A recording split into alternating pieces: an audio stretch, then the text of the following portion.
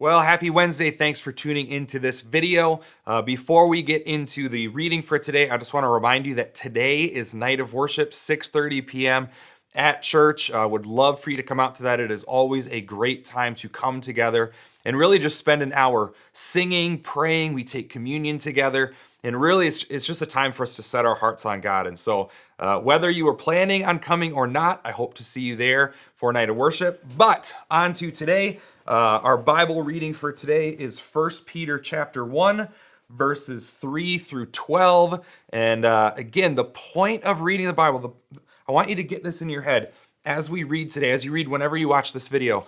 Think of reading these words as taking a step closer to God. This is not just let's get through it and check it off the list, but this is a way that we can grow in our understanding. We can grow in our appreciation. We can train our minds to think about what is true and right and lovely and all those things. And so First Peter chapter 1, he just starts off by talking about this. This is one of my favorite lines in the whole chapter. It's towards the end of verse 3.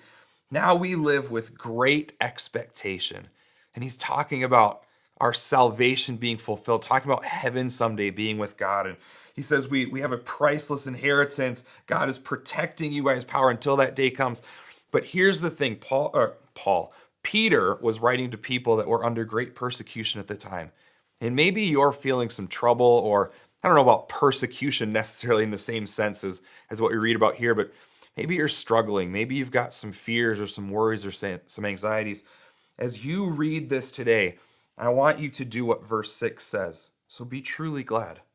There's wonderful joy ahead, even though you have to endure many trials for a little while. And he goes on to say this is something that people have been waiting for forever, for God's salvation to come and for us to be, experience a relationship with him forever that is perfect and free from decay and all those sorts of things. And even he ends verse 12 with this, that this is so wonderful. What has been promised to you and I is so wonderful that even the angels are eagerly watching these things happen. And so as you read this today, I want you to try and picture heaven. I want you to think about how much God loves you, that he would prepare such a wonderful place. And I hope that the eagerness or the anticipation of looking to heaven, of being with God forever in a perfect setting with no more pain, no more sorrow, no more tears, no more, all the old order of things has passed away.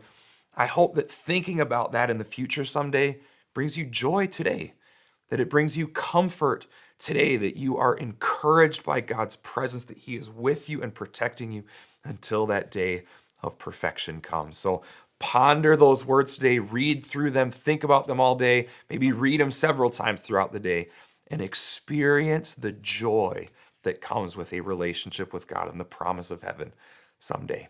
See you tomorrow.